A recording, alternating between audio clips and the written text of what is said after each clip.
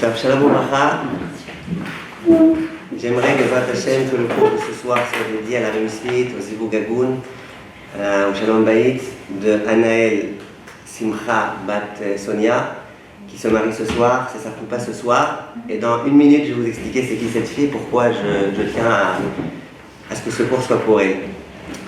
Je suis très très heureux de me retrouver ici, avec vous toutes. Certaines filles, je les connais déjà très très bien. D'autres, bientôt, je les connaîtrai très bien. J'espère que ça ne vous dérange pas le truc. Non. Peut-être on peut pousser comme ça. Non, juste on peut pousser juste.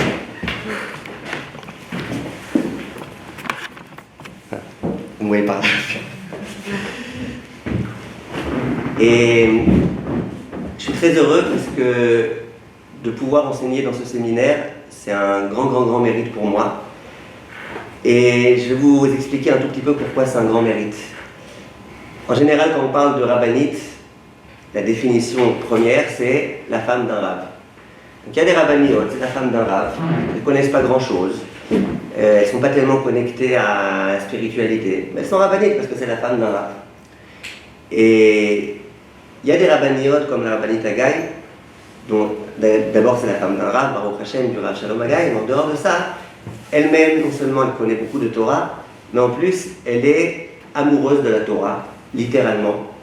Et ça fait des années que je la connais, mais à chaque fois, je m'aperçois que je ne la connais pas encore vraiment, et qu'il y a beaucoup de choses à apprendre d'elle. Le dévouement qu'elle a pour les filles du séminaire, celles qui ont déjà été dans ces séminaires, elles le connaissent. Celles qui viennent ici, elles le connaîtront, Bezrat Hashem. Et moi, personnellement, j'ai rarement vu ça.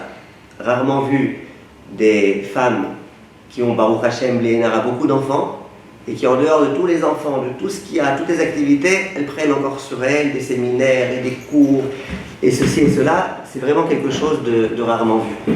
Lorsque j'ai fait une tournée il y a quelques années, et que j'ai informé du fait que je voulais faire une tournée, mais attends, elle m'a dit, je vais vous aider avec tous mes contacts, machin, etc. Et elle m'a organisé elle-même toute la tournée. Alors qu'elle-même, elle fait 2 fois par mois des tournées, en tous les cas à l'époque avant le Covid-19. Elle m'a tout organisé. En général, ok, on aime bien faire plaisir à quelqu'un, on aime bien aider quelqu'un, mais qu'il ne nous fasse pas trop d'ombre, faut faire attention. Et je crois que le mot ombre, elle ne le connaît pas. Peut-être que si vous marchez à côté d'elle, à un endroit où il y a du soleil, vous ne ferez pas d'ombre.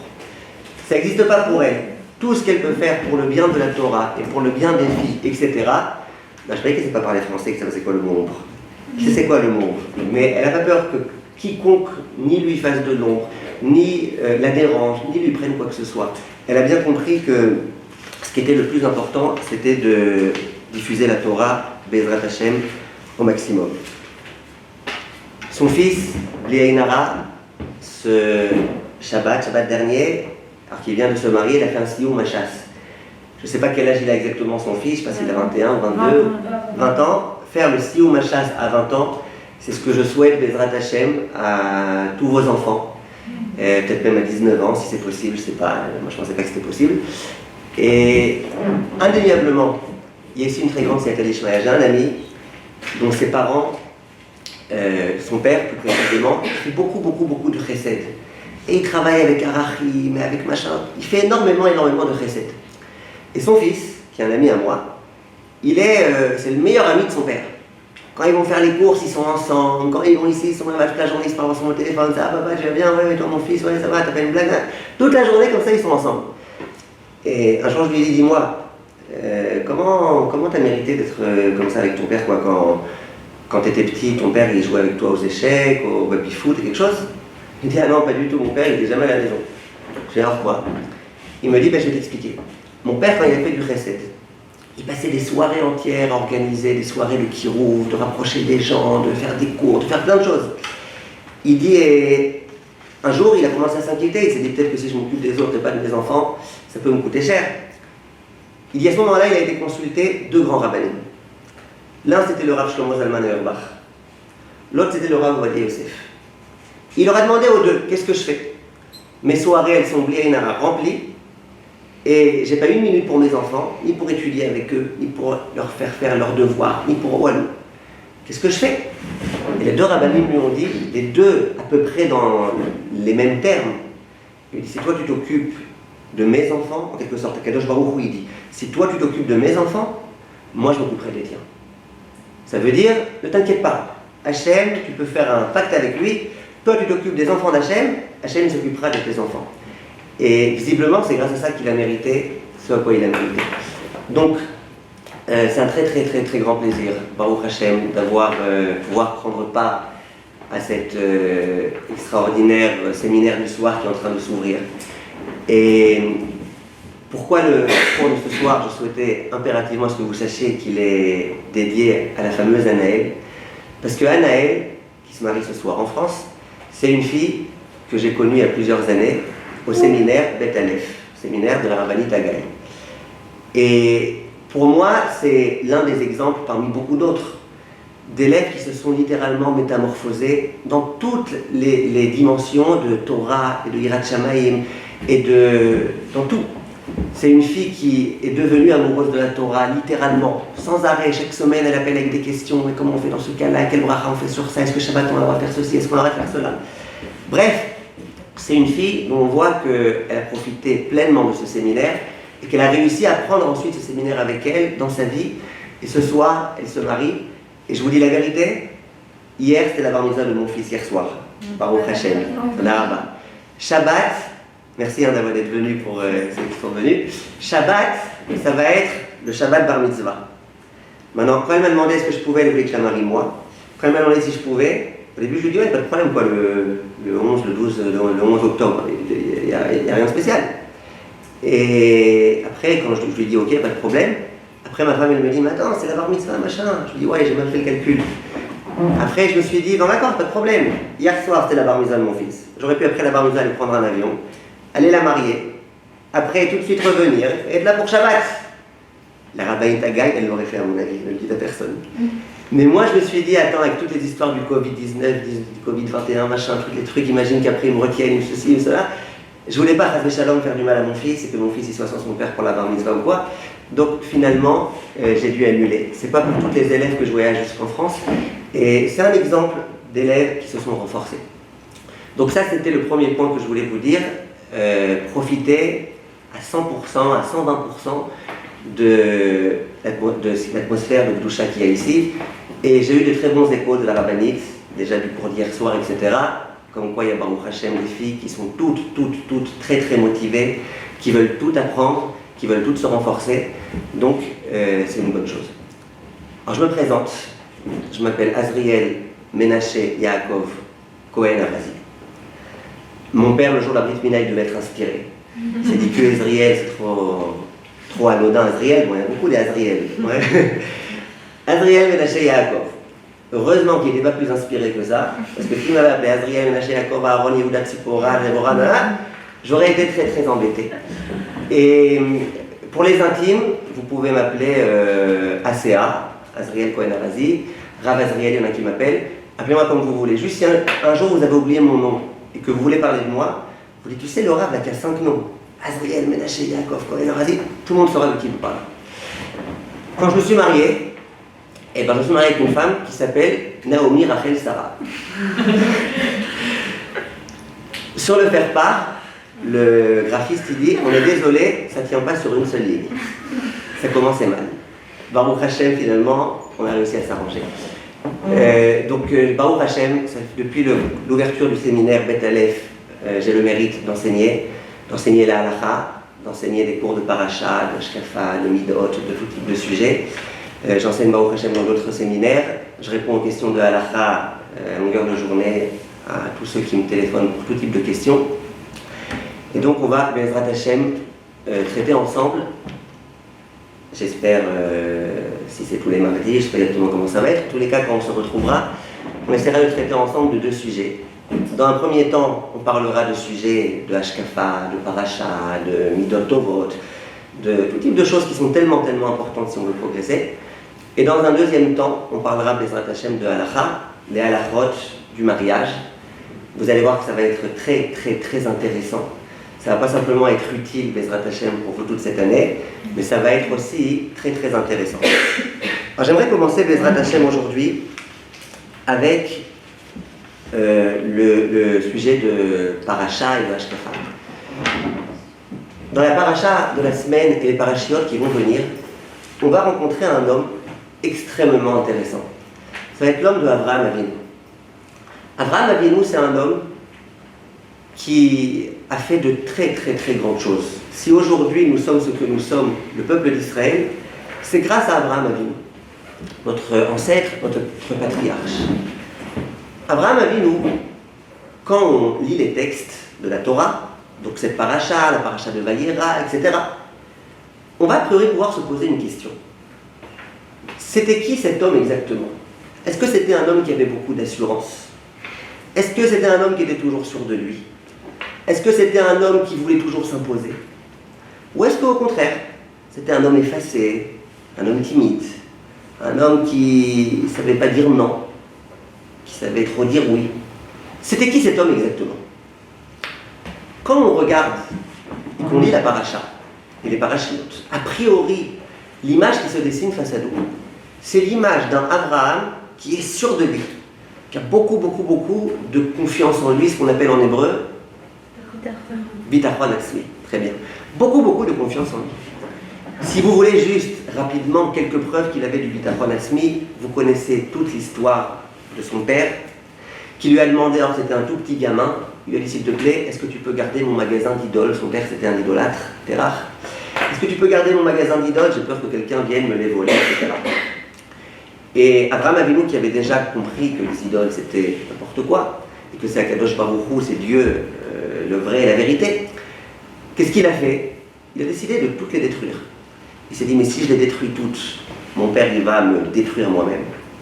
Il a eu une idée, vous connaissez toute l'histoire, le Midrash il raconte, il dit qu'à un moment donné, il a été acheter un gâteau, un beau gâteau comme ça, il l'a mis dans la main de l'idole la plus grande, et il a cassé toutes les idoles. Au moment où son père va arriver, il va être étonné, qu'est-ce qui se passe, pourquoi tout est cassé? Après il va regarder son père, il va lui dire, papa, qu'est-ce que tu ne comprends pas? Là, je t'expliquais, il y a une vieille grand-mère qui adore les idoles, qui est venue pour leur amener un gâteau. Moi, tu t'imagines bien, un tellement bon gâteau, elles ont toutes commencé à se battre. Maintenant, tu sais bien, papa, la loi du plus fort est toujours la meilleure. Et bien, figure-toi que la plus grande idole, elle les a toutes massacrées, et voilà, maintenant elle reste avec ce gâteau. Alors, le père, il regarde son fils, tout petit comme ça, il lui dit, dis-moi, Abraham, t'as pas honte de me dire ça?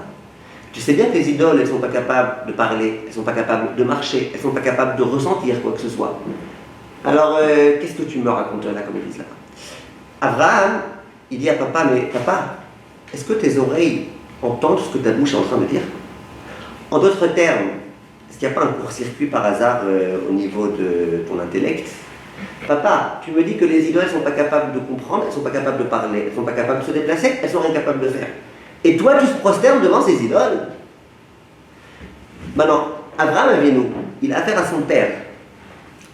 Il aurait dû avoir peur. Depuis quand tu fais la leçon à ton père? Son père, il aurait dû le zigouiller.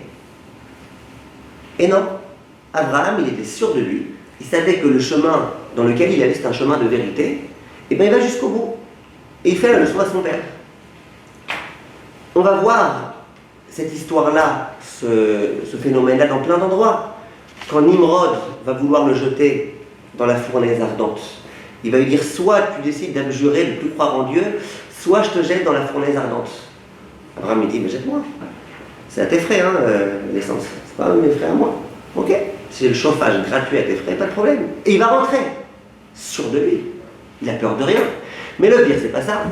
Le pire, c'est qu'au moment où Akadosh Baruch Hu va lui dire, écoute, je vais détruire la ville de Sodome, parce que les gens, ils se comportent n'importe comment. Abraham, il va commencer à faire le négociateur. Il va dire à Hachem, ça se fait pas, ne fais pas ça. Toi, Hachem, tu vas les détruire. Hachem, il dit oui. Il dit, allez, Hachem. Et s'il y a 50 sadikim, et 45 sadikim, et s'il y a 35, et s'il y a 30, et s'il y a 20, et s'il y a... Négociation. Jusqu'à ce que le Baruch Hu lui dit, ben voilà, tu vois, même 10, il n'y a même pas 10 sadikim dans cette génération. Et Hachem va détruire. Donc on voit que, déjà, petit gamin, il avait une certaine assurance, il était sûr de lui, il n'avait peur de personne, ni de ses parents, ni de rien du tout. A priori, si on demandait aux psychiatres, psychologues, psychanalystes, ce que vous voulez, si on demandait, quelle est l'analyse que vous faites de Abraham Avinu? Il avait confiance en lui ou pas? Tout le monde vous dira, et comment? Et comment il avait confiance en lui? Il avait confiance aussi en Hachem, il savait qu'il y avait quelqu'un, donc lui il n'a pas peur. Comme il arrive à un niveau qu'il sait qu'il y a Hachem et qu'il sait qu'il y a quelqu'un qui gère ce monde, donc il n'a pas peur de personne. Très bien. Vous m'entendez? Sarah? D'accord. On se contentera de Sarah pour l'instant, Sarah. Ok, non. Elle est attachée. Très bien. Sarah, elle dit très très bien. Sarah, elle a pris tout mon cours, elle l'a synthétisé en une phrase. Kol hakavod. Si ça vous dérange pas, je continue quand même un petit peu le cours, mais vous pouvez quand même écouter. Chazak, kol hakavod, Sarah. Quelqu'un d'autre veut dire autre chose? Ah, comment ça va, Eden? Chirel. Baruch Hashem. Qu'est-ce que vous dites? Je ne savez pas. Alors, je vais vous dire. Il y a une question qui va se poser. D'accord? Sarah, elle a déjà compris ma question, elle a déjà même répondu, mais il y a quand même une question qui a été non dite, que je vais dire. Lorsque Abraham Avinu va s'adresser à Hachem pour justement demander à Kadosh Baruch Hu d'être favorable à l'égard des gens de Sodome, qu'est-ce qu'il va lui dire? Il va lui dire, Hachem, Anochi Afar Vaefer. Moi, je suis de la poussière, je suis de la cendre. Je fais rien du tout, moi. Maintenant, je vous pose une question. Comment quelqu'un qui peut être sûr de lui, il peut dire d'autre part, je suis rien, je suis zéro, je suis Afar Vaefer. Vous savez c'est quoi Afar Vaefer? C'est de la poussière et de la cendre. Donc, ta frère lui dit, vous savez c'est quoi de la poussière et de la cendre? Imaginez que j'étais arrivé aujourd'hui. En plus d'être arrivé en retard, imaginez que j'étais arrivé avec des grands paquets comme ça de cendre de mon barbecue. Et je vous avais dit, écoutez, les filles, aujourd'hui c'est les soldes, je vous fais tous ces paquets de barbecue à 100 €. Vous êtes complètement fou, lui. 100 €. Allez, je vous les fais à 1 €. Il y a un problème ou quoi? De toute façon, on va devoir les jeter. Bon, vous savez quoi, je les pose ici gratuits. Mais vous nous dérangez, vous, avec vos sacs, là, vos machins. Déjà, vous êtes en retard. En plus, vous nous amenez des sacs. En plus, vous voulez que nous, on fasse la femme de ménage. Oh! Oui ou non? Eh bien, c'est ça, Afar Vaefer. Le Afar Vaefer, c'est pas simplement que ça t'aide pas, c'est que c'est dérangeant, c'est salissant, c'est embêtant. Abraham, quand il parle de lui, il dit Anochi Afar Vaefer. Je suis un moins que rien. Je suis dérangeant. Comment peuvent cohabiter au sein d'un même être humain ces deux sentiments-là? D'une part de je suis rien, et d'autre part de faire ce qu'il a été capable de faire. Je ne sais pas si vous avez déjà écrit des CV. Aujourd'hui, il y a tout type de CV. Aujourd'hui, j'ai entendu le concept de CV de Shidduchim. CV de Shidduchim. Tu racontes ce que tu veux, ce que tu cherches, ce que tu as fait, combien de tentatives de suicide il y a eu, machin, je sais pas exactement. Il faut tout écrire. Maintenant, imaginez que tu écrives un CV de travail. D'accord? Mais même de Shidduchim. On va dire le mieux, on va dire qu'on est bien, qu'on fait ça, qu'on a été bien. Ça dépend ça. Si vous avez confiance en vous, d'accord? Si vous avez confiance en vous, vous allez écrire le mieux. D'accord? Et quand vous allez avoir rendez-vous avec celui qui est censé vous embaucher, et qui vous demande qu'est-ce que vous pouvez me dire de vous? Si vous dites, je suis vraiment une moins que rien. Vous avez le sens de la responsabilité? Zéro. Et pourquoi vous voulez que je vous prenne? Comme ça. Eh bien, vous n'avez aucune chance. Une fois, il y avait un patron qui cherchait une personne qui devait être employée. Et il disait, moi, ce qui m'intéresse, peu importe, homme, femme, expérience, moi, ce que je veux, c'est quoi? C'est une personne qui a le sens de la responsabilité. Il y en a une, elle envoie son CV. Les blagues que j'ai déjà racontées l'année dernière et que je répète, vous m'excusez. Hein. D'accord? Dans les livrets Torah que j'ai déjà dit, ça on peut répéter même 101 fois. Les blagues, vous m'excusez. Les kitso, la personne, qu'est-ce qu'elle fait? La femme en question, elle écrit. Moi, je ne sais pas ce que j'ai comme qualité, en tout cas, le sens de la responsabilité, c'est à 100%. Très bien. Elle arrive au moment de l'entretien, et le patron, il lui demande qu'est-ce que vous avez fait dans votre vie? Elle dit, j'ai travaillé 2 mois là-bas, je me suis fait renvoyer. J'ai travaillé ici 1 semaine et demie, et ça n'a pas été, je me suis fait renvoyer. Après, pendant 1 an, j'ai cherché du travail. Après, pendant 2 mois, je me suis marié, j'ai divorcé. Après, alors il lui dit, vous dites, vous avez le sens de responsabilité? Il dit, ouais, responsabilité, 100%. Il dit, tu peux m'expliquer, madame, comment ça se traduit? Il dit, c'est très simple. À chaque endroit où j'étais, dès qu'il y avait un problème, c'était moi la responsable. D'accord? Donc, responsabilité, 100%.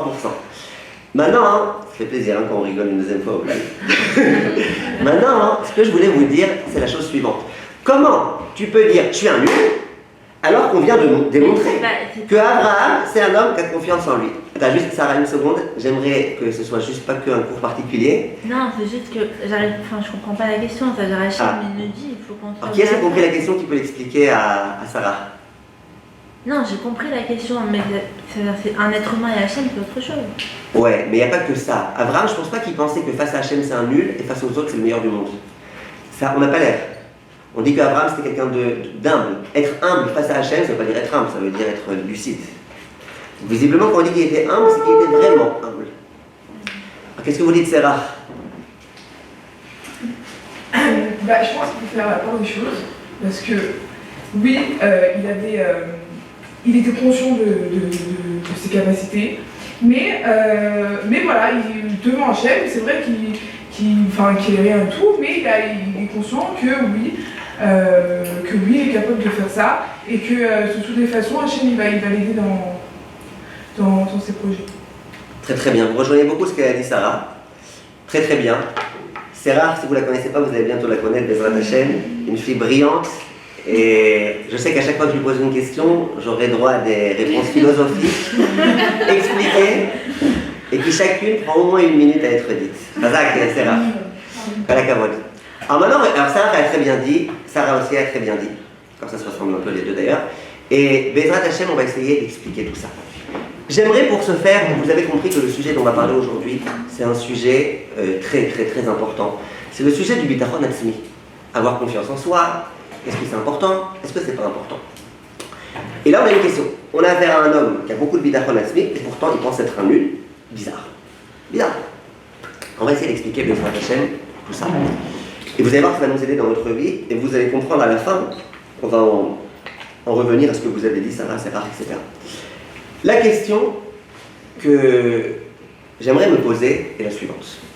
Le Rav Wolbe, Shlomo Wolbe, vous avez entendu parler de lui, un très très très grand Rav contemporain qui était très compétent dans la psychologie de l'homme, très très compétent évidemment en Torah, mais ça c'est évident si vous dites que c'est un Rav, il est censé être compétent en Torah, mais en dehors de ça il était compétent dans la psychologie humaine.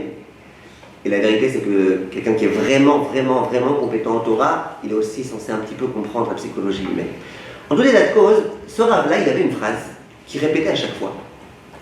Et moi-même, dans mes cours, je disais cette phrase-là. Si Rav Wolbe, il a dit, j'ai le droit moi aussi de la dire. Je la disais en son nom. Mais je disais cette phrase-là avec une certaine réticence. Bon, vous allez me dire, lâche le morceau, allez, arrête de nous faire 3 quarts d'heure au lieu de... De quoi, c'est quoi cette phrase? Cette phrase, c'était, dans notre génération, on fait tout un plat du bitachon atzmi, de confiance en soi. Et ben moi j'aimerais vous dire, chers amis, disait le Rav Wolbe, que confiance en soi c'est pas juif. Dans la Torah, il écrit nulle part confiance en soi. Il dit j'ai eu beau chercher dans la Torah et lire et relire la Torah, nulle part il y a écrit confiance en soi. Il dit par contre il écrit autre chose dans la Torah. Il y a écrit bitachon, hein? Bachem, comment vous appelez? Léa. Bitachon Bachem. C'est quoi Bitachon Bachem? Avoir confiance en Dieu. Les gens ils se sont embrouillés. Ils ont cru qu'il y avait une grande mitzvah, très très grande mitzvah, de développer le bitachon en soi, et en fait ils font erreur. Il faut développer le bitachon Bachem. Ça se contredit pas? Maintenant, très bien. Moi, toujours, lorsque je disais cette phrase-là, d'abord, comment je comprenais les propos du Rav Wolbe? Je comprenais que le Rav Wolbe disait, écoute, bitachon atzmi, ça n'existe pas. Et si tu me dis, alors pourquoi les gens ils s'embrouillent? Parce qu'il y a quand même un point commun. Bitachon. Bon, ok, là c'est atzmi, là c'est Bachem, mais au moins il y a un mot qui peut prêter à confusion. C'est relié après. Hein? C'est relié après. Dès que tu as l'éternation, tu as Oh, d'accord. C'est ce que vous voulez dire quand vous dites ça? Mais j'avais un grand problème avec cette phrase-là, de bitachon atzmi, c'est pas important. J'avais un très très grand problème. Et je vais vous dire tout de suite c'est quoi ce grand problème. Vous rencontrez dans votre vie, vous rencontrerez des gens qui, à cause du fait qu'ils n'ont pas de bitachon en eux-mêmes, qu'ils n'ont pas confiance en eux, eh ben ils font rien de leur vie. Rien. Ils pourraient faire des choses grandioses, ils pourraient lancer des projets extraordinaires, et ils font rien de leur vie. Pourquoi? Parce que, et si je rate? Et si ça réussit pas? Et si ça réussit? Ils ont même peur de réussir. Et si ça réussit? Et si... Et sans arrêt, ils ont peur. Donc ils font rien. Ils font rien de leur vie. Se marier, ils ont peur, et si ça rate? Travailler, ils ont peur. Donc ils vont toute leur vie essayer de faire les petits métiers dans lesquels on ne prend pas trop de risques, et dans lesquels on n'est pas non plus tellement payé, et dans lesquels on ne peut pas tellement s'épanouir. Et beaucoup de gens sont comme ça. Je ne dirais pas 50% de la population, je dirais peut-être 80%. Il y a beaucoup de gens qui ont ce problème-là. J'aimerais vous donner 2 exemples que j'aime bien raconter quand je parle de ce sujet-là, qui à mon avis sont 2 exemples vraiment marquants. Et je pense que ça vaut le coup de vous les raconter. Je connais un rabbin qui m'a raconté l'histoire suivante. Il me dit, il y a un jeune étudiant en Torah qui a étudié un sujet de halakha. Par exemple, la halakha de kashrut. Le lait, la viande, qu'est-ce qui est kasher, qu'est-ce qui n'est pas kasher, qu'est-ce que tu fais en cas de mélange, etc. etc. D'accord? Il dit, et ce rabbin-là, il est venu me voir pour que je lui fasse un examen. Vous savez que quand on veut devenir rabbin, il faut d'abord étudier le sujet, mais ça ne suffit pas. Il faut aussi aller voir un rabbin, plus grand que soi, qui lui-même dit, voilà, je te nomme rabbin, je te permets d'être rabbin, j'accepte que tu sois rabbin. On appelle en hébreu une asmacha, l'asmir. On doit nommer l'autre et accepter qu'il soit rabbin. Donc cet homme-là, Talmid Chacham, il vient voir le rabbin, donc, que je connais moi, et il lui dit, Kvod Harav, est-ce que vous pouvez s'il vous plaît me faire un examen sur la halakha de kashrut, parce que j'aimerais avoir votre asmacha, j'aimerais pouvoir maintenant commencer à répondre aux questions, j'aimerais pouvoir commencer à donner des shiurim sur le sujet de kashrut. Le rabbin dit, d'accord, Bezrat Hashem. Après votre idée, je vous dis juste une petite introduction. Je viens de sortir de chez le rabbin Shalom Machash. En français, Shalom, je ne sais pas comment on dit, Salom, Shalom, mais Machash, on dit Messas. Vous avez connu le grand rabbin Messas de Paris? Eh bien lui, c'était son père. Shalom Messas. Ce rabbin-là, un très grand rabbin marocain, eh bien il lui dit, moi je viens de sortir de chez le rabbin Messas. Il m'a fait un examen, il m'a donné la asmacha. Donc ce que je vous demande à vous, c'est juste de faire un examen et de signer après. Vous savez, en général, c'est pas même que chacun écrive toute une longue lettre. Le premier, il écrit, il signe, après ceux qui veulent accepter aussi, ils signent. C'est clair ou pas? Vous avez compris comment on fait pour donner rabbin? C'est pas compliqué. T'étudies un peu, tu vas chez un rabbin, tu vas chez un autre. Bref, le rabbin en question que je connais, il me dit, j'ai jamais vu cette chose-là de ma vie. J'ai ouvert le texte qui avait été écrit par le rabbin Shalom Machash, j'ouvre, et je vois un texte, j'ai rien compris. Qu'est-ce qu'il y avait écrit? Il y avait écrit, je sous-signais Rav Shalom Massas, et examinais tel et tel élève. Interrogé si vous préférez. Et sur la halakha de kashrut, il connaissait tout sur le bout des doigts, parfaitement. Depuis les propos des Rishonim et de la Gemara, jusqu'aux propos des Acharonim et des Acharonim, il connaissait tout très bien. Et j'ai le devoir de dire que je ne lui donne pas ma asmacha. Shalom, Machash. Ça bug, non? Alors ce rabbin-là, il dit, je comprends pas. Soit t'écris qu'il connaissait rien et tu lui donnes pas. Soit t'écris qu'il connaissait tout et tu lui donnes. Soit t'écris qu'il connaissait tout, mais que comme il a des mauvaises midotes, tu veux pas qu'il soit rabbin. Mais ne fais pas ça. T'écris, il est très bien, il est parfait, tu lui envoies des fleurs. À la fin, tu dis, moi je lui donne pas ma asmacha. Pourquoi? Eh bien, qu'est-ce qu'on fait dans ce genre de cas? On téléphone. Oui? À l'époque, il n'y avait pas WhatsApp. Le Rav Shalom Machash, je ne pense pas qu'il ait fait ce genre de choses s'il avait existé, s'il était là aujourd'hui. Il appelle le Rav Shalom Machash, il dit, Kvod Harav, est-ce que vous pouvez m'expliquer? J'ai une énigme irrésolvable. Vous donnez à ce Gugus-là une asmacha qui n'en est pas une. Il lui dit, je vais t'expliquer. Je vais t'expliquer. Je lui ai posé des questions. Je lui dis, imagine que tu as une goutte de lait qui tombe dans un liquide, et que tu as un oignon qui a été coupé avec un couteau bassari, et que ceci et cela, qu'est-ce que tu fais? Et lui, qu'est-ce qu'il me répond? Il me dit, dans la Gemara, Masechet un tel, daf un tel, amoud un tel, telle ligne, il y a écrit que ceci, cela. Les Rishonim, ils viennent, ils disent que tatati, tatata. Il dit, et puis finalement, on arrive ici à une grande marloquette. Il y a le char qui dit que dans ce cas-là, la nourriture, elle est permise. Il y a le Taz qui dit que dans ce cas-là, la nourriture, elle est interdite. Je lui dis, vas-y, continue, t'as tellement bien commencé. Qu'est-ce qu'il y a? T'as une extinction de voix. Il dit, j'ai tout dit. Il dit, mais qu'est-ce qu'on fait à la Khalema assez? Alors, il peut manger ou il peut pas manger? Tu me dis d'après le char, oui, d'après le Taz, non. Bon, d'accord, et d'après toi? Il peut manger ou il peut pas manger? Il dit, d'après moi? Qui suis-je? Le char, le Taz, moi? Moi, je suis rien, moi, peut-être un perroquet. Je sais pas. Alors le rabbin dit, bon, je vais te poser une autre question. Il pose une autre question, le même genre de question, t'as voulu saler la viande, au lieu de mettre du sel, t'as mis du sucre, t'as fait ceci, t'as fait cela, bref. Qu'est-ce qu'on fait dans ce cas-là? Et à nouveau, avec une très très grande sagesse et une très très grande connaissance, il commence à déballer des propos et des propos et des propos et des propos. Avec finalement une marloquette entre Rav Antel et Rav Antel. La vérité, vous apprendrez Bezrat Hashem en étudiant la halakha avec moi, que quasiment dans tous les sujets, il y a des marloquettes. C'est ça qui est beau dans la halakha, et c'est ça qui dérange certaines filles dans la halakha. Mais en tout cas, marloquette, d'accord? Et qu'est-ce qu'on fait dans ce cas-là? Notre dit, mais qui suis-je? J'en sais rien. Il dit, le Rav Shalom Machash, il connaît tout très très très bien, mais je ne peux pas lui donner ma asmacha. Pourquoi je ne peux pas lui donner? Parce que imaginez une femme, d'accord, qui est dans sa cuisine, 20 minutes avant la sonnerie de Shabbat. Elle a préparé sa dafina, tout était prêt, et son petit enfant de 6 ans, il décide d'assaisonner un petit peu la dafina. Il fait des expériences, il prend un paquet de lait, et il commence à verser. La mère, elle arrive, qu'est-ce que tu fais? Il a tellement peur que sa mère, elle le tue, qu'il jette tout le paquet de lait à l'intérieur et il s'enfuit. Maintenant, la femme, elle t'appelle, elle te dit, voilà ce qui s'est passé, et dans 20 minutes c'est Shabbat, j'ai pas le temps de faire une nouvelle dafina à les Ashkénazes ici. J'ai pas le temps de faire un nouveau tchount, qu'est-ce que je fais? Qu'est-ce que tu vas lui répondre à cette dame-là? Tu vas dire, d'après le char c'est bon, d'après le tas c'est pas bon?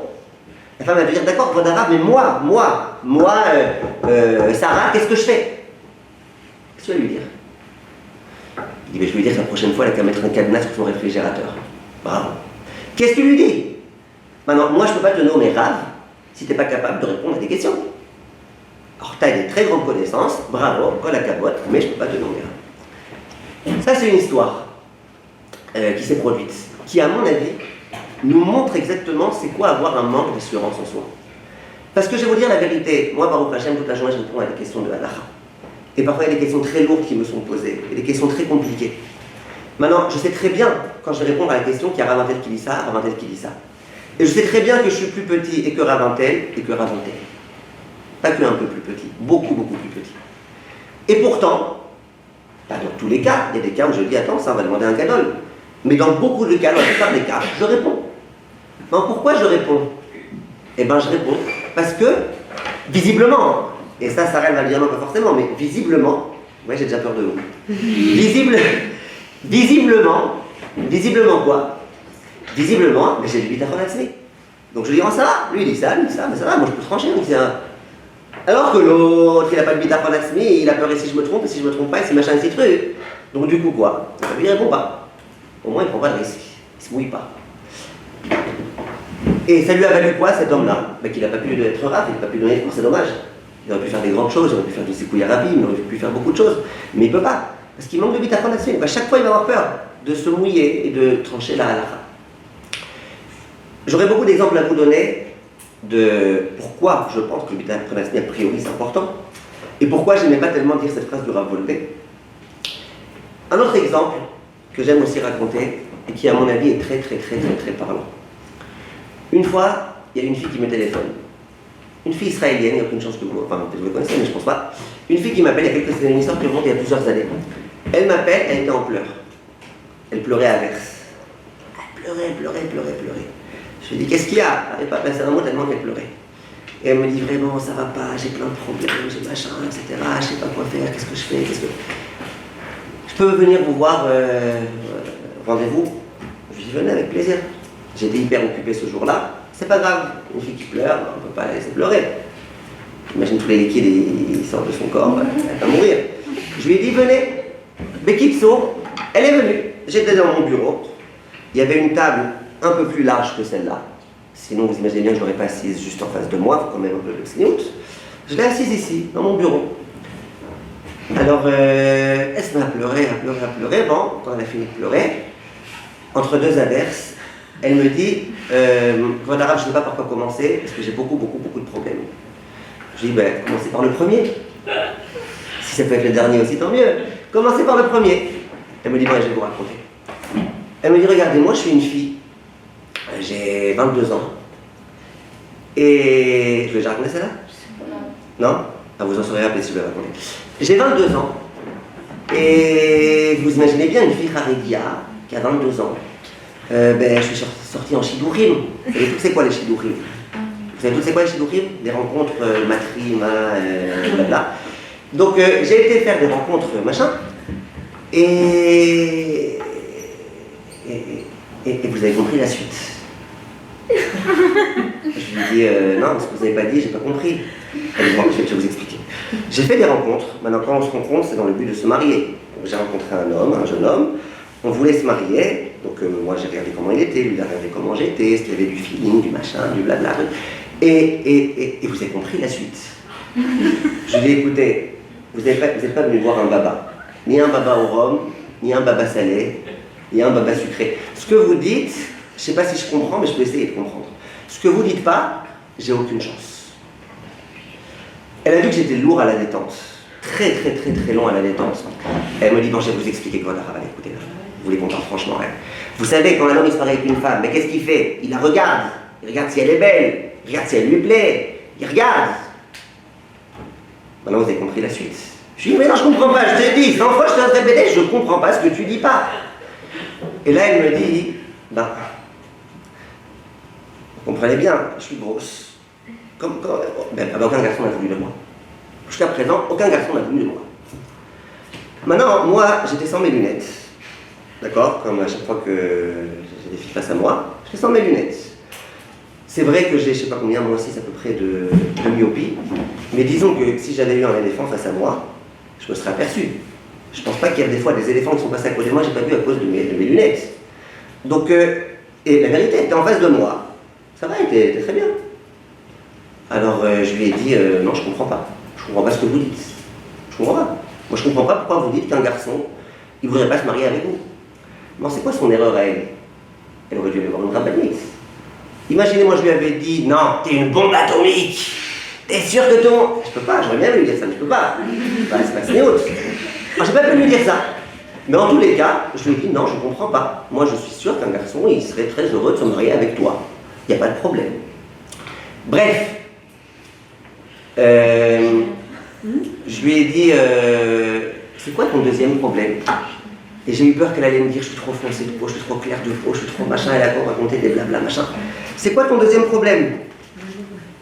Elle me dit, mon deuxième problème, je vais vous expliquer.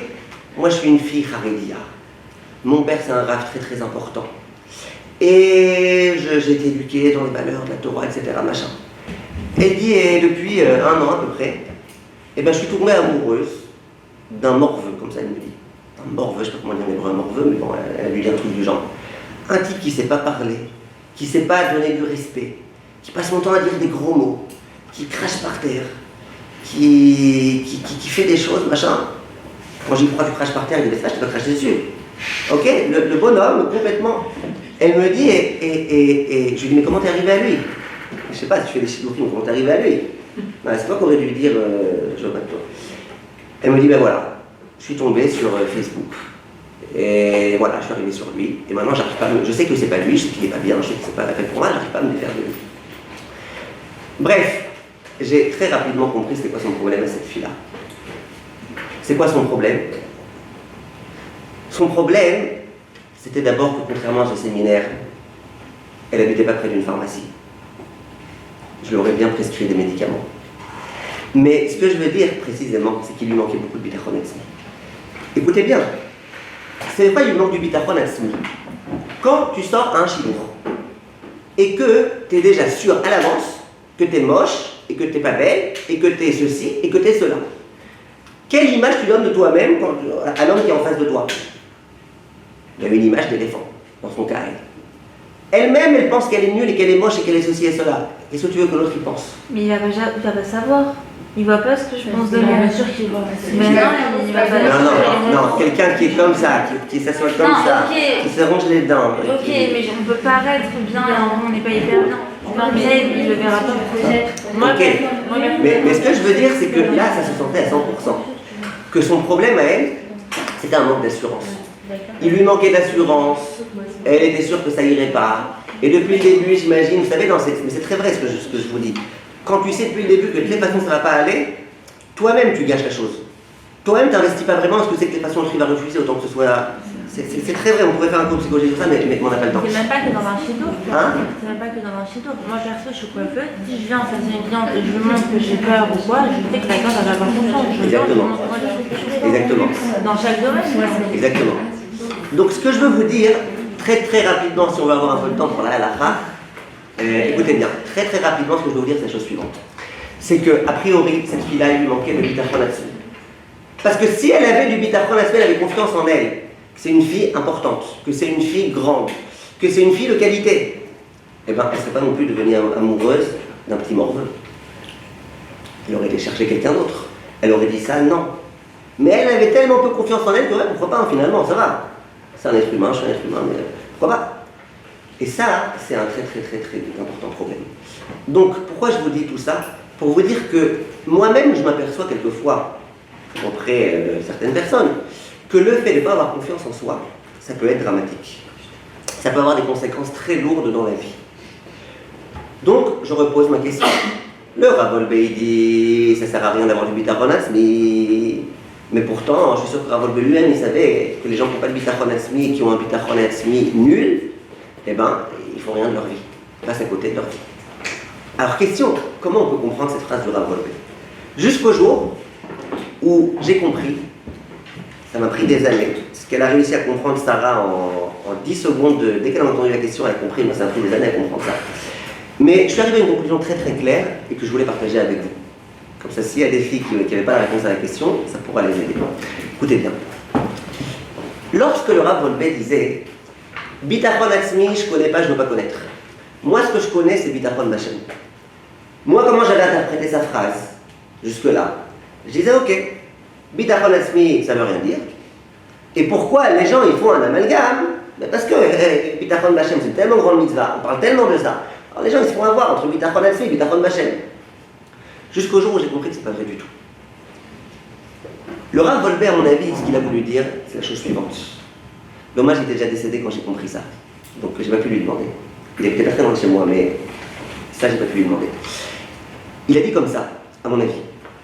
Il dit, bitachon atzmi, genre vas-y, fais confiance en toi, vas-y, t'es le meilleur, t'es le plus grand, t'es le plus fort, machin. Et ça n'existe pas. C'est pas thoraïque. Pour un goy, bravo, c'est très bien, très important. Pour un juif, non. Et là, le Rav Wolbe lui-même, il a face à lui une question, un problème. Lequel? Je suis en train de vous poser. Comment on peut dire que bitachon atzmi c'est rien, mais ceux qui n'ont pas de bitachon atzmi, ils font rien de leur vie? Et là, justement, le Rav Wolbe dit, mais par contre, j'ai une solution. Bitachon Bashem. Ça veut dire que le bitachon atzmi, il peut être important. Mais il y a mieux que ça. Il y a bitachon Bashem. Et je m'explique tout de suite. C'est quoi bitachon atzmi?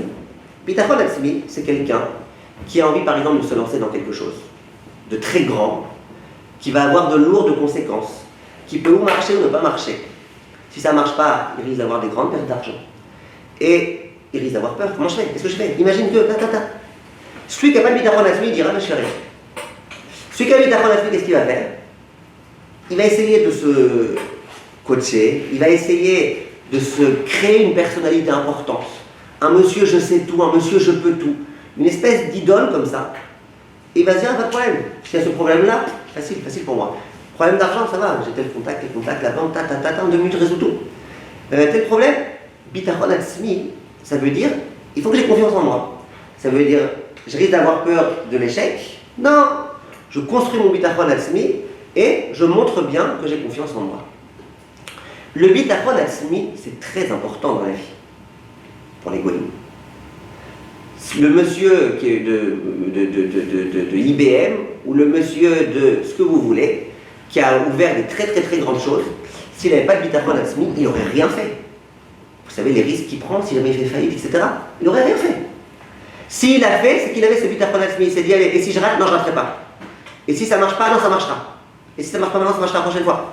Il avait le bitachon atzmi. Bien, le Rav Wolbe dit pour un goy, c'est extrêmement important le bitachon atzmi, parce que sans bitachon atzmi, tu ne peux rien faire. Mais le juif, il a bien mieux que ça. Qu'est-ce qu'il a le juif? Il a bitachon bashem. Et c'est quoi bitachon bashem? C'est bitachon en un être dont tu sais qui peut tout. Parce que toi-même, quand tu fais Zama, ouais, ça j'ai pas peur, ça machin, ça truc, au fond, toi-même, c'est très bien que tu te leurres. Tu peux pas tout faire. Tu peux mourir. Tu peux faire faillite. Vous comprenez ou pas? Par contre, quand tu as du bitachon Hachem, ça tu sais que tu peux te reposer sur Hachem à 100%.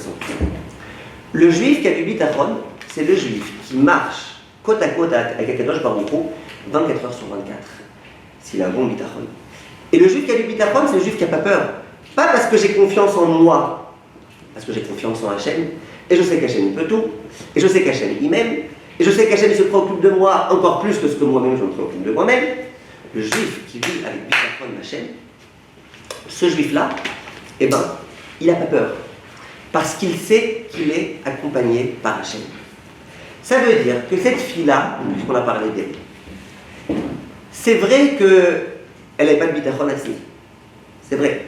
Si elle avait bitachon atzmi, même sans bitachon bachem entre guillemets, eh ben, au moins elle partirait en shidduchim tranquille, machin, il veut pas se marier avec moi tant pis pour lui, c'est lui qui rate, c'est lui qui perd, machin, moi je suis la plus belle, qu'est-ce qu'il y a, pourquoi il veut pas, c'est son problème, il y a des mauvais goûts, c'est son droit, vous comprenez? Donc ça aurait pu marcher. Maintenant, si elle n'a pas de bitachon atzmi, mais qu'elle a bitachon bachem, elle dit, moi je serai mon shidduch, Hachem est avec moi. Hachem, il peut faire en sorte que je trouve grâce à ses yeux et non pas graisse à ses yeux. Hachem, il peut faire en sorte que je sois belle à ses yeux. Celui avec lequel il faudra que je me marie avec lui, Hachem, il peut me le présenter et je peux me marier avec lui. Et j'ai peur de rien parce que j'ai Hachem avec moi. Quand tu pars dans cet état d'esprit-là, tu n'as pas peur. Tu n'as pas peur de l'échec. Tu sais que si c'est pas lui, ben, ça sera quelqu'un d'autre. Si c'est pas lui, tant pis pour lui. C'est vraiment que c'était pas la bonne personne. Quand on vit avec cet état d'esprit-là, on n'a pas peur. Je me lance dans un travail. Pourquoi j'ai pas peur de me lancer dans un travail? Parce que je sais qu'Hachem est avec moi. Alors si je rate, eh ben je rate. On aura raté. Hachem et moi, on aura raté ensemble. Or Hachem ne rate jamais. Vous comprenez ce que je veux dire? Ça veut dire que ce qui vient remplacer le bitachon atzmi chez le juif, c'est le bitachon Hachem. Et celui qui a un vrai bitachon Hachem, il n'a aucun problème. J'en reviens à Abraham Avinu tout de suite. Abraham Avinu, c'est un homme qui n'a pas de bitachon atzmi. Tu vois bien, il dit je suis rien, je suis nul, je suis de poussière, je suis dérangeant, je suis machin. Il avait zéro en bitachon atzmi. Zéro. Alors comment il a pu faire ça? D'aller briser les idoles de son père? Parce qu'il dit moi je suis avec Hachem. Hachem, qu'est-ce qu'il attend de moi maintenant? Que je brise des idoles? Et moi je les brise. Et si papa il s'énerve, j'ai Hachem avec moi, monsieur. Ça va, pour Hachem, papa c'est pas Tarzan, hein, ça va. Papa. Et de cette façon-là, il a fait ce qu'il a fait. Parce qu'il avait cette qualité-là d'avoir le bitachon Hachem. Le juif, ce qu'on lui demande, contrairement à ce que la société veut essayer de nous enseigner, c'est pas de cultiver son bitachon atzmi. Bravo le béni, ça rien. Au contraire, cultive ton bitachon Hachem. Et là, j'en arrive à ce que vous avez dit toutes les deux, que quand tu as le bitachon Hachem, tu donnes l'impression d'avoir bitachon atzmi. Tu donnes l'impression. Mais c'est complètement faux. Puisque je parlais tout à l'heure de la rabbinite Haggai, je me pose la question. Imaginez qu'elle n'était pas juive, on ne savait pas c'était quoi la Emouna. D'accord? Imaginez. De faire un truc comme ça, d'ouvrir un séminaire, en même